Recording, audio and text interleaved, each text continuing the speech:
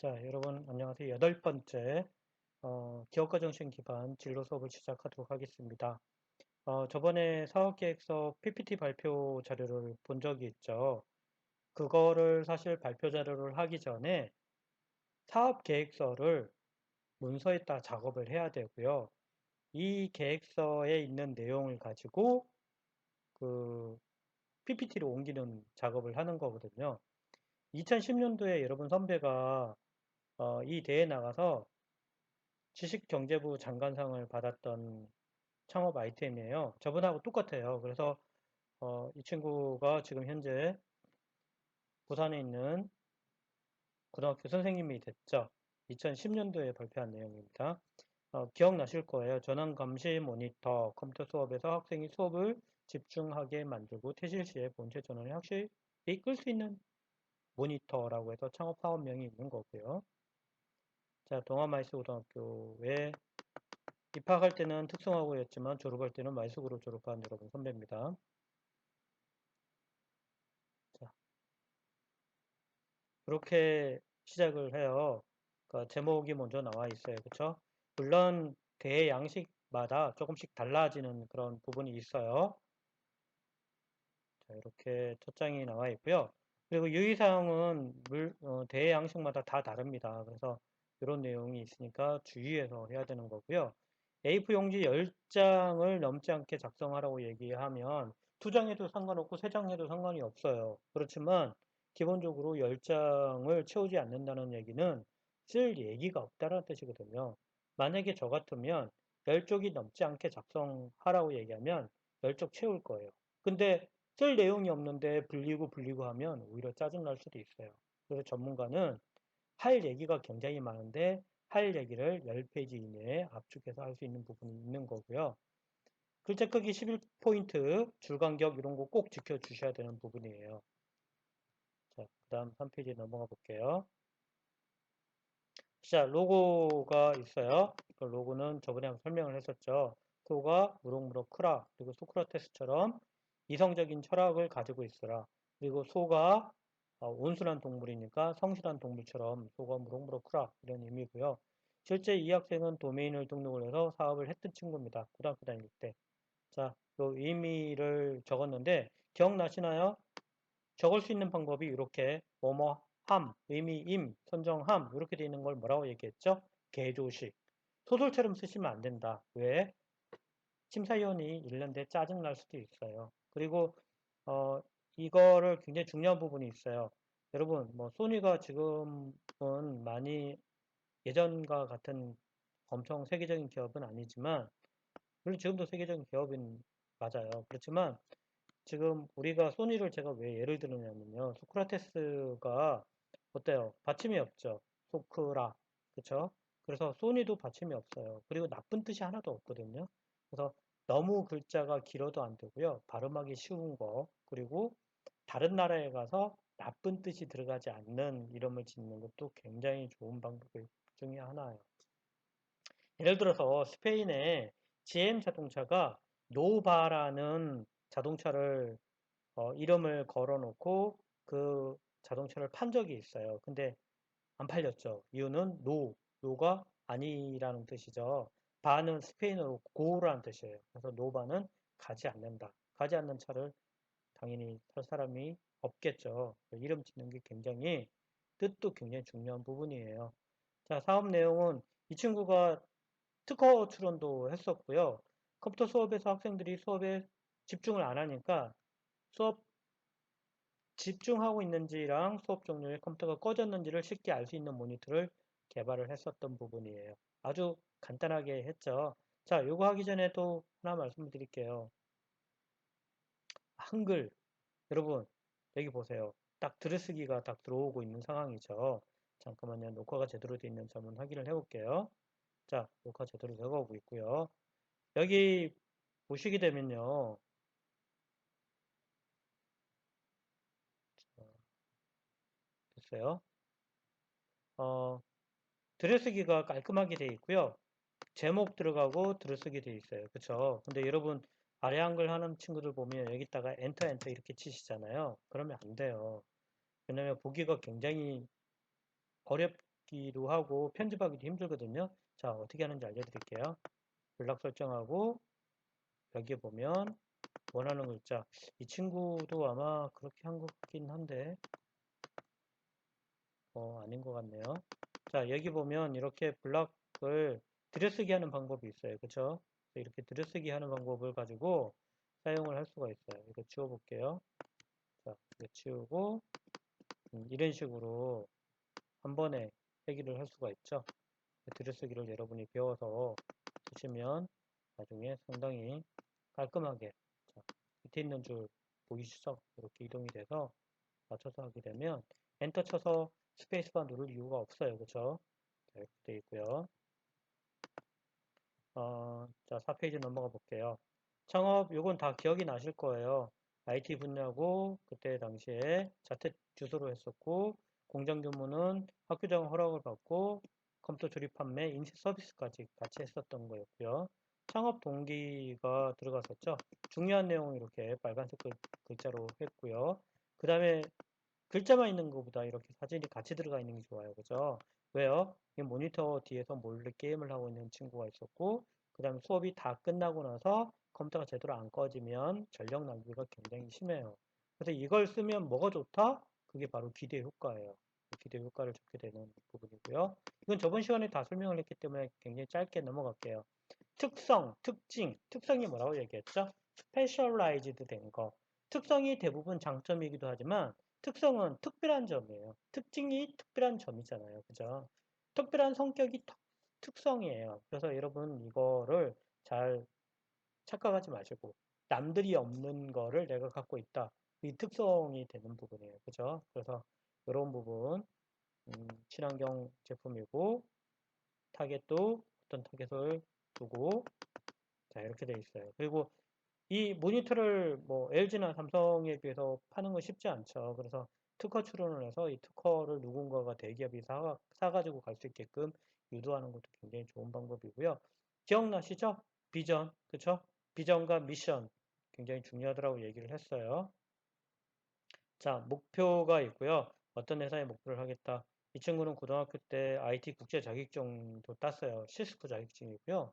TV에도 나왔어요. 그래서 자기가 어떤 사람이라는 거를 이렇게 언론 보도나 국제 자격증을 보여주기 때문에, 괜찮은데?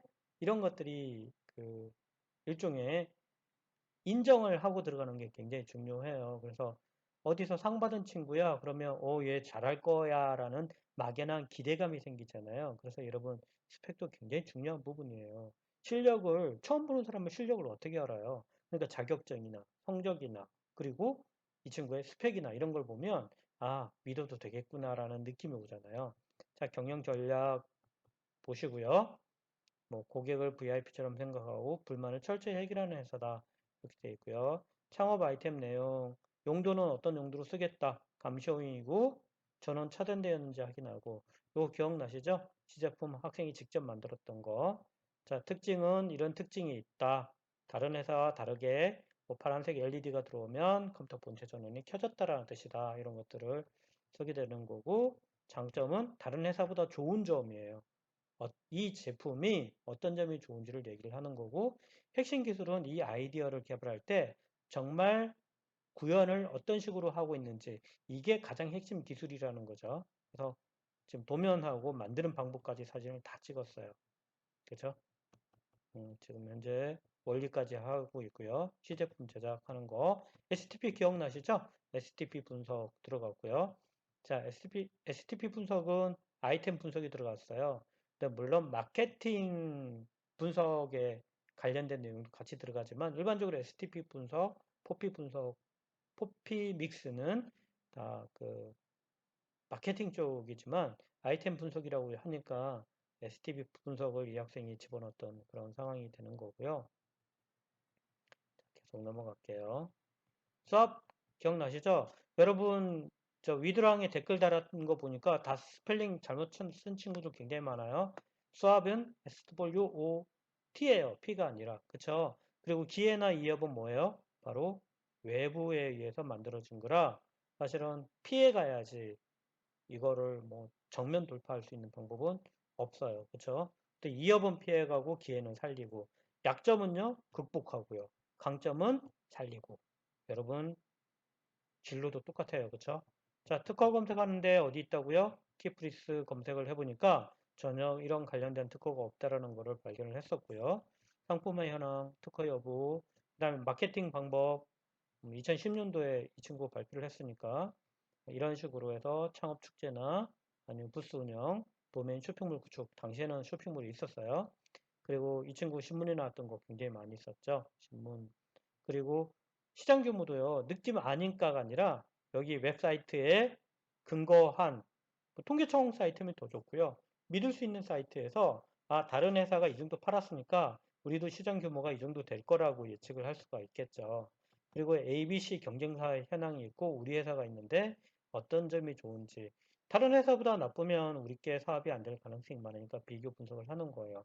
유통 채널은 어디다 팔 건지. 그래서 우리는 처음이니까 온라인 중심의 직영 학생이면서 로열티 특허를 판매를 하거나 아니면 특허를 사용하는 대가로 로열티 수입을 받을 수 있는 부분이에요. 그렇죠? 자, 창업화 추진 계획은 총 5년이라고 얘기를 했어요. 기술 개발 어떤 식으로 할 거고, 자, OEM 방식으로 해서 기술 개발 한다라고 얘기하는 거. 주문자 생산 방식을 OEM이라고 얘기를 해요. 다른 회사에 우리 생산을 맡기고 라벨링을 소쿠라라는 회사를 붙여서 판매하는 방식이에요. 자, 4분기가 1년에 1, 4분기, 2, 4분기에서 총 4분기로 나눠져 있는 거고요. 1, 4분기는 3개월씩 되어 있어요. 그래서 어떻게 하느냐면, 아, 지금 안 나오네요. 자, 인사 조직 구성은 이렇게 네 가지 이 친구 CEO가 있고, 그래서 이런 식으로 해서 진행을 했다. 진짜 이렇게 했던 학생이기도 하고요. 뭐 다른 창업 동아리 워낙 오랫동안 했으니까 충남대 합마 때나 이런데 대학생들하고 연계를 했던 그런 학생이기도 하고요. 포피 기억나시죠? 포피 쭉 넘어갈게요. 기억나니까. 목표 시장이 있고요. 자, 그 다음에 온라인 판매 방법. 자, 요거 2010년도 10일. 이것도 무작정 쓰는 게 아니라 실제 근거가 있는 이 정도 됐으니까 졸업했으니까 이런 거 다 감안해 가지고 해야 되는 부분이고요. 그 다음에 손익분기점이라는 거를 우리 발표 자료에는 없었는데 한번 알아보도록 할게요. 손익, 이익이 있냐 없냐 분기 나눠지는 거잖아요. 그 손익분기점을 넘어가게 되면 이익이 있는 거고요. 손익분기점을 넘어가지 않으면 적자가 생기는 거예요. 그래서 계산하는 방법이 있어요. 뭐냐면 고정비, 고정비는 뭐냐면 항상 돈 나가는 거, 고정적으로 나가는 거. 인건비도 고정적으로 나가죠. 그리고 만약에 우리 회사를 빌렸어요. 그러면 임차료, 건물을 빌렸어요. 또는 그 은행에서 돈을 빌렸어요. 그래서 이자가 나가겠죠. 지불 금리가 나갈 거예요. 그다음에 감가상각비는 뭐냐면 이 기계가 생산을 하려면 기계가 필요하잖아요. 기계가 처음에 100만 원 주고 샀는데 한 달 지나면 90만 원. 다음 달 지나가면 또 깎일 거 아니에요. 근데 이 친구는 뭐 임차나 돈을 빌리거나 기계가 자기 돈을 주고 살 이유가 없는 거예요. 학교 동아리에서 다 운영을 했기 때문에 실제 다 무상으로 제공이 됐기 때문에 이게 영원이에요. 항상 고정적으로 나가는 거예요. 그쵸? 자, 변동 비율은 뭐냐면 상품을 만드는데 그 상품에 대한 재료가 필요하죠. 근데 재료가 똑같이 금액이 매월 똑같은 금액으로 재료를 살 수 있는 게 아니에요. 재료가 변동이 되잖아요. 그래서 변동이라고 얘기를 하고요. 만약에 제가 100만 원짜리 상품을 팔았어요. 근데 실제 들어가는 거는 10만 원밖에 안 들었어요. 그러면 뭐죠? 원가율이 10%죠. 그죠? 그래서 이 친구는 10배 장사를 하는 거예요. 10배 장사. 자, 10%지만 그거 외에 손님이 오면 뭐 커피도 타줘야 되고 이런 기타 등등의 돈, 소모품도 포함해 가지고요. 그런 걸 재경 비율이라고 하는데 얘를 14%, 변동 비율 10%, 4%니까 14%예요. 그쵸? 자, 그러면 뭐예요? 매출액 분의 변동비가 비율이 변동비율이 14%라는 거는 전체 매출액에 대한 내용이 그 14%거든요. 그러면 매출액 분의 변동비니까 0.14가 되는 거고요. 1 빼기 0.14에다가 그다음 고정비가 아까 얼마였죠? 160만 원. 고정적으로 나가는 거. 그래서 고정비 160만 원 나누기 가로에 1 빼기 매출액분의 나누기 변동비. 아까 매출액 때 변동비가 14니까 0.14라고 얘기했어요. 그래서 1 빼기 0.14분의 160만 원 하면 186만 원이 나오는 거예요. 근데 이게 한 달 160만 원이잖아요. 그럼 결과적으로 예산 손익분기점을 186만 원이 넘어가야지만 이익이 나는 거예요. 인건비 160만 원 줬으니까. 그렇죠? 그래서 186만 원을 넘어가면 그다음부터 이익이라는 거예요. 이해되셨죠? 자, 여기는 한 달에 대한 내용으로 손익분기점을 계산을 했고요. 자, 이거 저번에 설명을 했던 부분이에요. 그렇죠? 그다음에 5년치 이게 4분의 1, 4분의 1 해서 1, 4분기 1월 달부터 3월 달까지가 1, 4분기 4월 달부터 6월 달까지가 2, 4분기 이렇게 해가지고 표시를 했던 부분이에요. 이해됐죠? 자, 여기까지 했어요. 어때요? 11페이지죠. 아까 10페이지라고 하지 않았나요? 자, 왜 11페이지예요? 요 서식 1번 빼고, 그쵸? 서식 2번부터 시작을 해서 총 10페이지를 정확하게 맞췄습니다. 이해됐죠? 자, 여기까지 하도록 할게요. 여러분, 우리 교내 창업대회 할 거니까 준비하도록 할게요. 화이팅!